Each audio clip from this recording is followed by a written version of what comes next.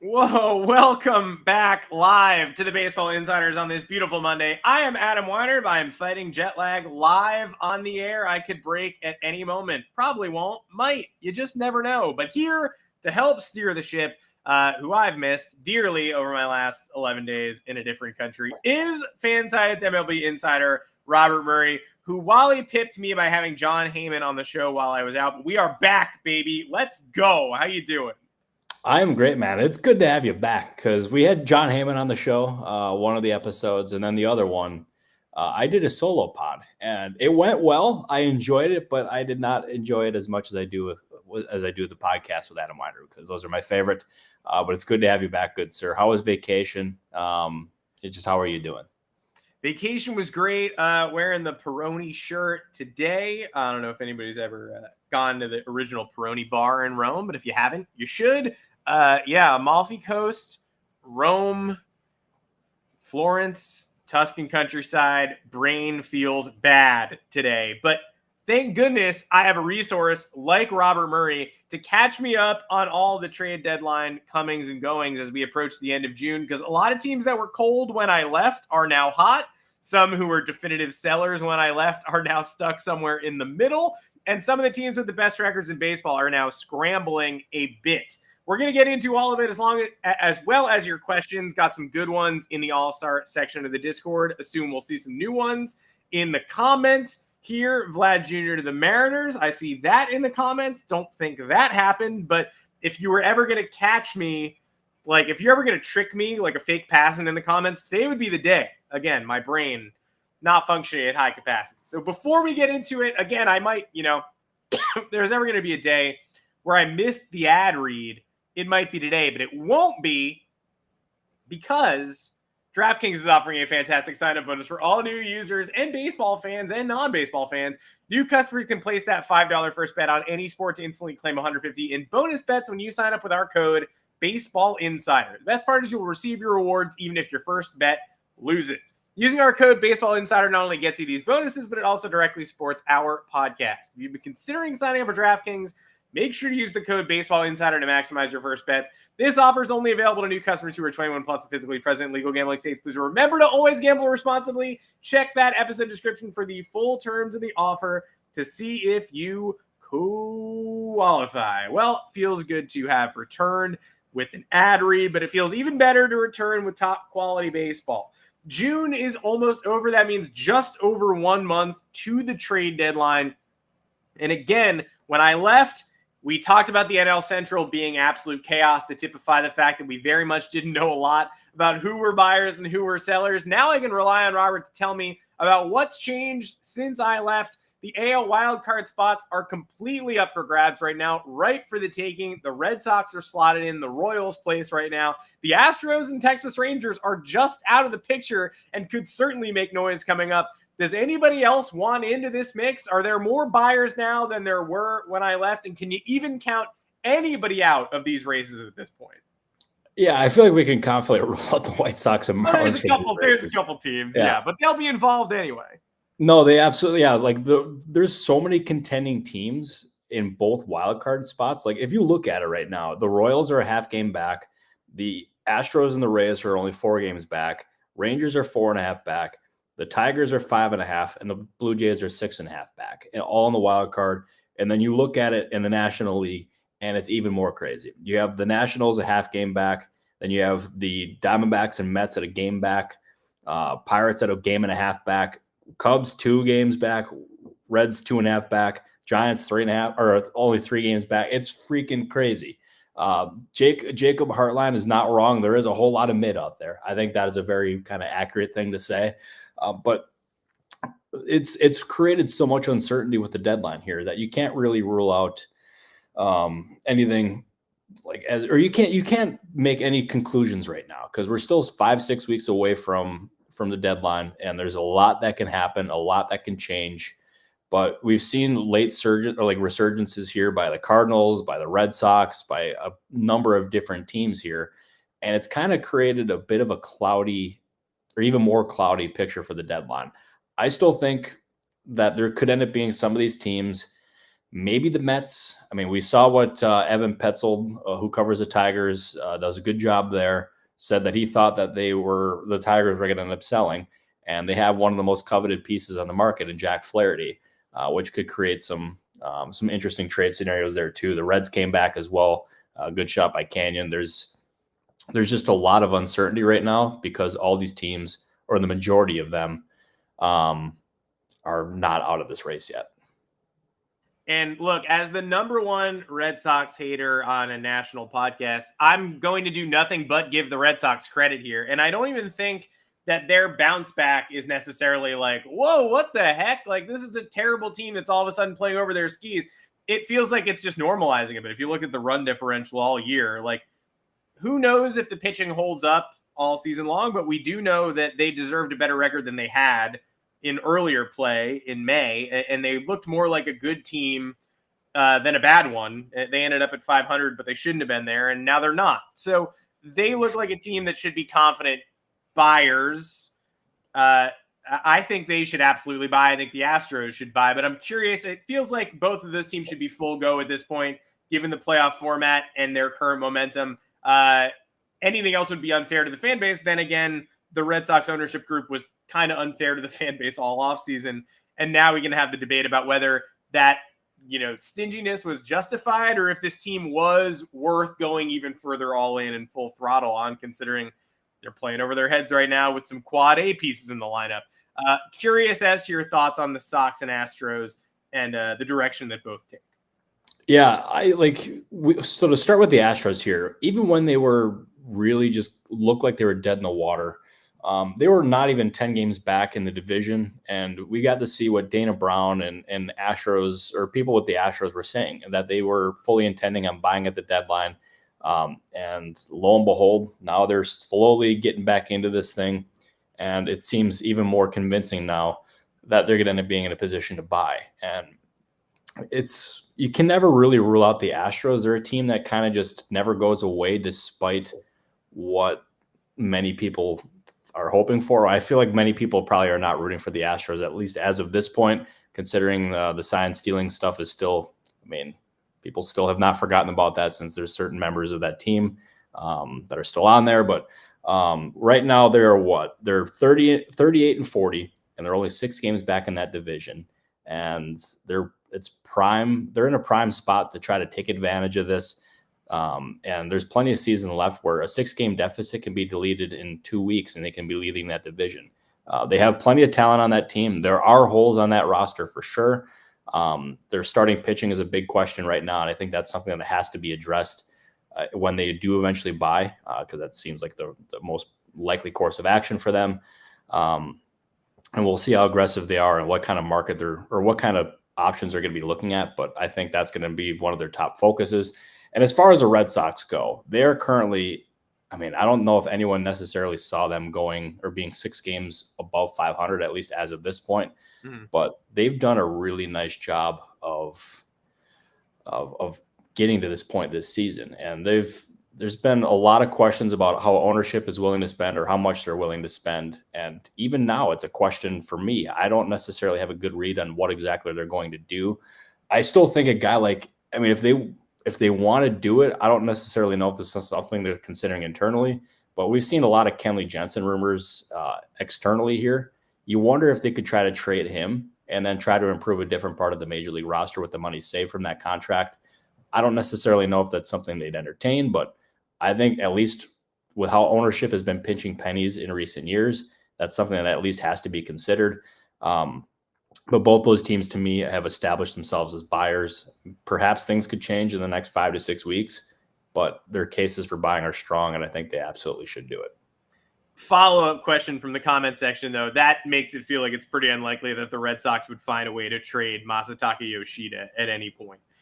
Regardless of how much money they would have to eat, it would definitely have to be some money, and that would complicate the rest of the picture pretty significantly, even if he's underperforming, which he is. Yeah, he is. And I remember in the offseason, or even during the season last year, as I mentioned, there were still some questions about Yoshida, and it was I got ripped by Red Sox fans. And I understand, I understand why people would disagree with it at the time, but there is questions, or we're seeing some of those questions come to fruition this year. I don't know how many teams would be willing to take a guy on like Yoshida, especially considering how much they overpaid for Yoshida last year. That deal stunned many different teams. I remember when that number was floated to me after the signing was reported. I was like, there's no way. And lo and behold, it was true, and people were just shocked by it. So the Red Sox would have to eat a lot of money in that, but I don't necessarily think that's a likely scenario at all. But who knows? You can never rule anything out, but I just don't think that's likely. I think the Red Sox are going to be pretty weird this summer. And again, I think that they have proven, we're almost at 3 months now. I think they're a fairly quality team. I do not think that they should sell big time, as the comments are dropping here. I think you get in with the level of pitching that they have and they've been able to develop. You also set a nice tone for next season when they do bring in Meyer and Anthony and Teal, probably. You set the tone of, hey, last year we were undermanned and we went to the playoffs, regardless of how far it goes. Reinstall, it sounds silly to say because of how much of baseball has been boiled down to metrics these days, but you reinstall that championship mindset, prove that you're striving for a bigger goal rather than just, we were in it at the deadline, but instead of going for a World Series, we sold off 6 pieces. Isn't that cool? We may have, added 1.25 wins for next year by messing around. No, I think, if you have the ability to go for it without taking on too much cash, you should. Oh, 100%. And I think that's something that they absolutely have to enter. Like, even then, it's crazy to me that when it comes to the Red Sox, that there's a discussion about possibly like how much payroll they can add to that roster, because there's such a big market, one of the most historic teams in sports.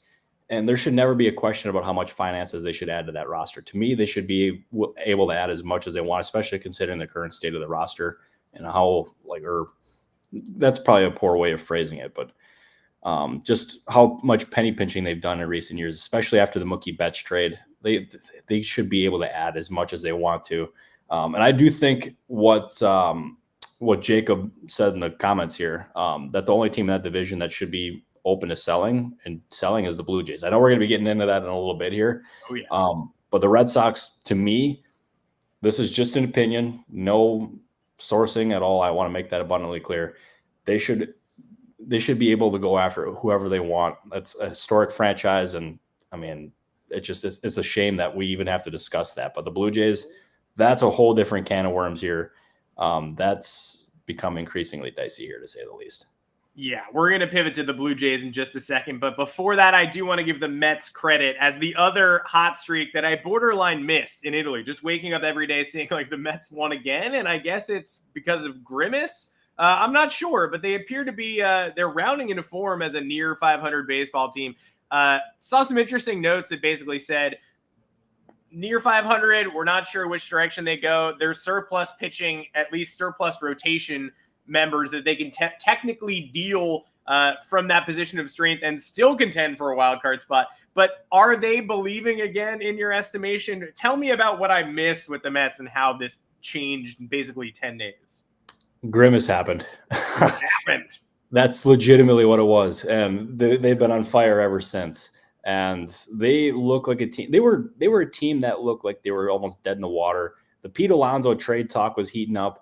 We saw different trade scenarios involving different players in their roster, like a Harrison Bader or a Sean Manaea or players along those lines.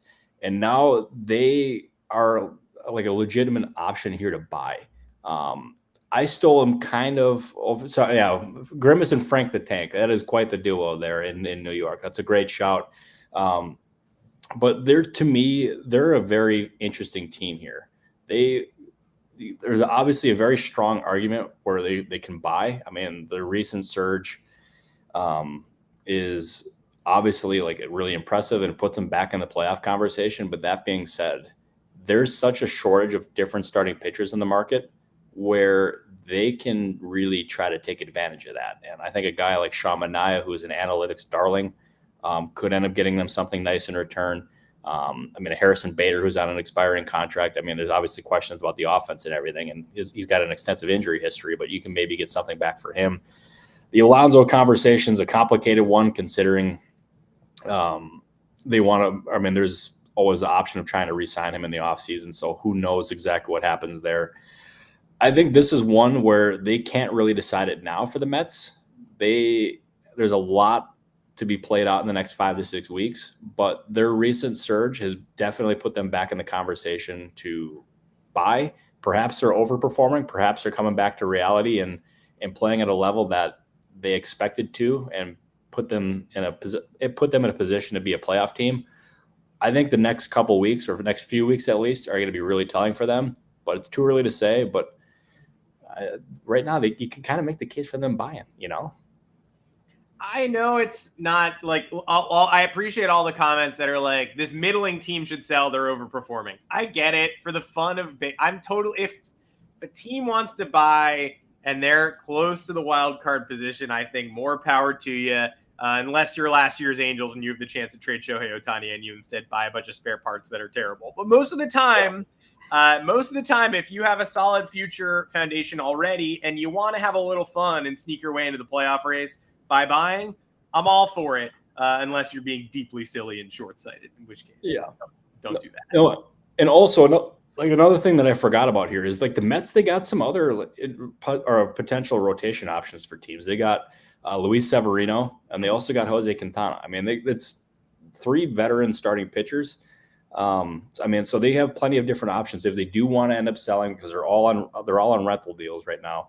We'll see, but that's a fascinating decision for David Stearns here, and what's going to be his first deadline here with the Mets. Yeah, not an easy one, to say the least. Not easy at all. And also another part of this too is this is kind of a different scenario from what Stearns had in Milwaukee when they traded Josh Hader, because they were leading the division at the time. They were in a playoff spot, and they looked like they were a surefire team to make the postseason. Then they ended up moving Josh Hader, and it complicated a lot of different things. It upset the clubhouse. Again, totally different scenario here, but with the Mets surging, they have good juju going on in that clubhouse. Does he mess with it and sell off some of those pieces? TBD, but I think that's got to be something that's at least in the back of his mind. Yeah, the juju is tough to mess with at this point in time. A good GM knows when and when not to mess with the juju. Stearns last time fell victim to his own hubris a little bit. A team that I don't think is going to do that is a team that has been requested in the comment section repeatedly. Those Toronto Blue Jays, who have fallen off the proverbial cliff several more times, only to stop themselves on a little additional jagged cliff face sticking off the cliff, then tripped over that cliff face and fallen even further down the cliff. And the Orelvis Martinez suspension yesterday, 80 games, popped for PEDs, after they called up their top prospect to ostensibly inject a little life into the lineup. Instead, he was injecting himself with a little life, and now we won't see him for a very long time. We've been looking for a last straw for the Blue Jays for a while. Is this it? It may not be the last straw, but it is definitely not ideal. And they had just called him up, and all of a sudden he immediately gets popped for an 80-game suspension. And it was a really unfortunate situation there. And it sounds like it was an honest mistake based on what his statement said. But that being said, it was a case where you have so many different resources around you. You have trainers that you can ask. You have people in the front office. You have your agent. You have the MLB PA, where you can ask them to make sure that, hey, is this legal? And can I take this? And is it not a banned substance? And in baseball, it was a banned substance, and he got popped for 80 games. It's a huge blow to the Blue Jays, and it makes it does add another layer to their trade deadline thoughts, because when they ended up promoting him, he was supposed to be, you always got to tame your expectations for rookies, but they've been really high on him. He's been their top hitting prospect for a while. Call him up, and he's only there for basically a cup of coffee. And now he's gone for 80 games. Bo Bichette, still, a lot of questions there. Vlad Jr., as far as their trade deadline, I still don't think that Vlad Jr. or Bo Bichette are going to end up getting moved. I think that's probably more unlikely than anything. I still don't think it's impossible, but to me, they got to consider some different scenarios here. And I do this is me speculating. I want to make that clear, but they obviously have some really good, or like they have some okay options as far as rental players. But if they end up moving a player who's signed for multiple years, I think a guy like Kevin Gausman could make a lot of sense, because if you look at the market right now, Jesus Luzardo's off the market, at least as of this point. He's on the IL, going to miss a good amount of time with his latest injury. And there's a lot of questions about the quality of starting pitchers that are going to be available. And Gausman, I think, could be a really valuable asset for them. He's got a lot of money tied to his contract. And if they do end up moving him, they would be able to put that in other parts of the roster. It's a scenario that I ended up discussing on Sportsnet 590 a few weeks ago. I thought it made a lot of sense in the moment when we were talking about it. I think it makes even more sense now. We'll see what exactly the Blue Jays entertain, but I think they shouldn't leave that option off the table. I really don't think they should leave anything off the table. I do understand that Gausman has not been the same this year. I get that, but they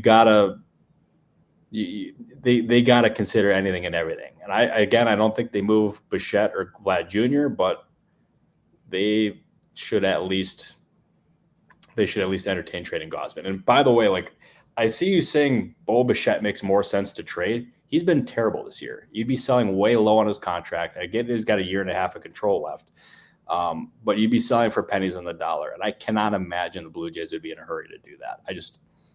I could be wrong. I could be wrong. It would not be the first time. It won't be the last time. But as it stands right now, I'm skeptical that the Blue Jays move Bo Bichette here. I am as well. I like reading George Springer in the comments, but I don't think that there's going to be much perceived value there, especially with all the money still sunk into that deal. Gausman intrigues me, and I think we've done a lot of AL East talk today. Didn't mention we've got Yankees later, but I'll pivot to some questions now because I don't want to be AL East dominant. It does feel like that the Blue Jays are going to be maybe the most interesting trade deadline team in terms of being stuck in the middle and stuck, potentially battling against their own hubris and maybe what is better for the franchise in the future. You mentioned Luzardo. That takes me to probably the biggest overarching question that developed the past couple of days, and it was articulated by Baron Dionis in the All-Star Discord channel. If you're not in our Discord with us, we'd love to see you. We're trying to schedule another All-Star call for later this week, if not early next week. Maybe Friday. Could be fun. A little early Friday front runner. But we'll figure that out. Either way, please join us if you have not. Luzardo injury maybe changes everything. And he mentioned that the Sandoval injury as well. Seen some comments discussing, hey, the Brewers have pulled a few prospects. We've seen them get scratched. Could the Luzardo price be dropping? Could teams be entertaining trading less for less of Luzardo? Either way, how does the overall trade market for pitching change after those couple injuries? Yeah, so as far as Luzardo goes here, like, it was never a lock that he was ever going to be traded. If you end up looking at his contract, he's under contract for 2.5 more years. He's 26 years old. He's extremely valuable. And then the Marlins were never in a position where they had to trade him. And there was still questions even after his first injury about like what the rest of his season will look like. Because I think teams always are very conscious of what a player's health situation looks like. And they was in wait and see mode. And if he ended up showing that he was healthy, then I thought there was at least a real shot he was going to be moved. But it was never a guarantee. The Marlins, considering Luzardo's situation with his contract, were in a position where they could be patient and wait for the right offer. And they would have probably gotten a very strong offer for Luzardo had he shown that he was healthy, considering the lack of options here on the starting pitching market. But now it seems extremely unlikely that he's ultimately moved. And I do think that as far as the starting pitching market goes, it makes the White Sox's options look a lot more intriguing in terms of Garrett Crochet and Eric Fetty. You also look at the Angels with Tyler Anderson, look at the Tigers with Michael Kopech. I mean, there's going to be more options that present themselves, but those 4 players are going to become more coveted, and there's going to be more teams that are after them. And there's also going to be other players that become more available. That's just what happens over the next 5 weeks. That's because teams are going to figure out whether they're buyers or sellers or not. So we'll see there. But the Luzardo thing really complicates the trade market. We'll see exactly what other teams do, but he was the top option. And now, for the most part, he's off the board. And by the way, Andrew and anyone else asking about the Padres, no Padres news. I don't want to make you think I'm ignoring you. But yeah, also Zach Eflin of the Rays, a good shout. He is a player that is going to draw plenty of interest. Paul Blackburn, Kyle Quantrill is another one who's going to end up getting some interest as well. That was a good addition by the Rockies in the early offseason. So I expect him to get a lot of interest and ultimately moved. But just the high-end options, we're lacking those this year. Well, we've got a super chat question from Joe Hill that could theoretically change that, asking what a realistic haul the Tigers could receive for Tarek Skubal would be. Now, Tigers are semi-confirmed sellers at this point, at least based on some intel from The Athletic over the weekend. Jack Flaherty is the name dominating the discourse. It would still seemingly take a whole lot of convincing for them to move Skubal. That said, pitching market wide open, up for grabs. If you really want to make a splash, Detroit would scream and cry and throw up if this happened, but the package would have to be theoretically overwhelming, you would think, right? Yeah, it would have to be extremely overwhelming. You look at, he's not a free agent until 2027. He's still arbitration eligible until that point. He's only making $2.65 million this year, which puts him at an extremely affordable price, considering he's got a 3.3 B-WAR right now, along with a 2.5 ERA. As far as the trade package, I mean, you look at what the Brewers got for Corbin Burns. They got DL Hall, and they also got Joey Ortiz, two really good players. If they would have ended up trading Burns when he had more control, then they would have gotten more, obviously. I think it would probably be the Burns trade and then some for this scenario here. I don't think the Tigers are ultimately going to move him. I think that's unlikely. I think there's going to be teams that check in for sure. So you can never rule anything out, but I have a hard time seeing the Tigers doing it. But all it takes is one phone call, but I don't think it's going to be something that happens. You know, it ended up not being a totally ridiculous underpay. Joey Ortiz in the Corbin Burns trade probably should make the All-Star team out of the National League this year. So expect to give a lot if you want to get a lot. Skubal probably not on the board, but we appreciate the question, worth discussing. Anyway, I wanted to ping you on the Yankees before we signed off, just because they've lost 3 straight series.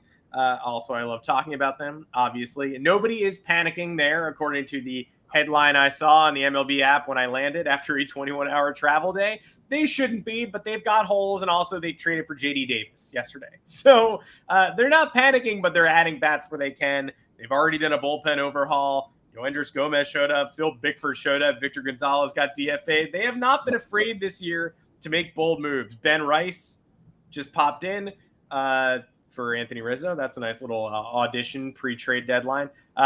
No reason to panic, but reason to want to get better. This is a team that showed in May that at their peak, they're a World Series caliber team. In June, against better teams, not so much, and now the injury bug is starting. So Jason Dominguez down, Giancarlo Stanton down, bullpen looks a little beat, and J.D. Davis shows up. Any inkling of their trade deadline plans based on what we saw this past week? Yeah, they sorry, I got to sneeze, possibly looming here. I'm gonna try to fight through it real quick. But anyways, that's a tough one. Yeah, that's a real tough one. But as far as, I'll start with the J.D. Davis thing. The Yankees in recent days had been poking around with different options on the market, and one of those players was in fact Garrett Cooper. And they, from what I gathered, they ended up making an offer to Cooper. I believe it was a minor league deal. Still on the it was on the table as of Friday, and then all of a sudden they ended up trading for J.D. Davis. So we'll see exactly what ends up happening there. But I can't imagine the J.D. Davis addition made that likely. I think probably Cooper is unlikely at this point, but we'll see. But they had been poking around in that space, and they still have to go after some more hitting because their infield questions. Their infield picture is just a big question, at least as of this point. The DJ LeMahieu thing is also a pretty fascinating question. They'll look for some bullpen help. They need some offense, especially with Giancarlo Stanton sidelined for about a month. I think those are probably the biggest priorities right now. I would say the bullpen has to be the top priority, and then second is figuring out the infield situation and also just adding more more complementary pieces, or more, maybe not complementary, but more pop to that lineup, where it's just not Judge and Soto. I think they have to have another big piece in there. It's losing Stanton really hurts, but it seems like it's every year he's getting hurt, and they just can't count on him for the long haul. So I think adding another option, like a big option, would make sense for them. But ultimately, like, they've got holes. They're in a good spot, but they can be better. And we saw what John Heyman of the New York Post wrote the other day, that there's scouts that have questions about the Yankees' depth overall, and perhaps that's something they try to prioritize at the deadline as well. Yeah, and Michael, I'll give you a shout here, because the Yankees, as currently constructed, are one team that you cannot judge solely on bullpen ERA. If you've watched them in tight games, especially extra inning games, and especially against top quality opponents, they do not have swing and miss in that bullpen. Clay Holmes was almost untouchable in April and May. Still doesn't have swing and miss. Close to a less than ideal option for extra innings with the ghost runner, to say the least. He induces ground ball contact. The ground balls go in the wrong spot one time, that guy scores. So obviously that's not a postseason worry, but you got to get there first. Luke Weaver, again, very good year, not swing and miss. And Ryan Peisner, shout out. Michael Tonkin is now suddenly the third guy in the third chair in that bullpen. They need help as currently constructed. Tommy Kahnle could bounce back. Scott Efros could come back from rehab. JT Brubaker could be a weapon. We don't know anything about him.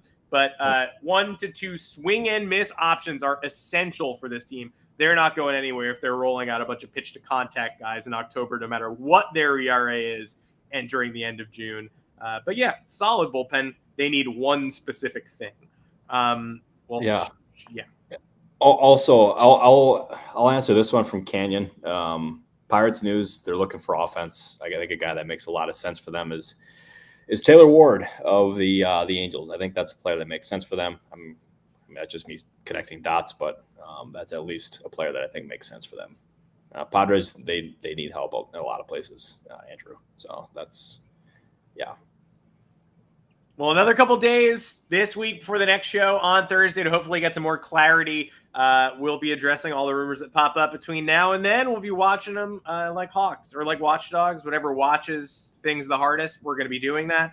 I'm back on American soil. My brain might not work too well for the rest of the day, but by tomorrow afternoon, I should be thinking normally, able to process and synthesize baseball rumors at my peak capacity. And Thursday's show, hopefully feel a lot more comfortable. But Robert Murray, thank you for filling me in on what I missed while I was gone and why it was mostly Grimace, because it really seemed like I mostly missed Grimace. You did. You absolutely mostly missed Grimace because he took over the world, and it was absolutely crazy in Mets land. And I'm pretty sure the Mets fans have already designated Mr. Met for assignment, and Grimace is now their full-time mascot. So that's, yeah, you definitely missed that. But trade deadline conversation stuff is definitely picking up. There's still a lot of uncertainty with the market, but the next 5 to 6 weeks of shows here are going to be loaded with deadline content, and I cannot wait. I can't wait either. We'll be right back here, same spot. Turn your alerts on, 3:30 Eastern on Thursday.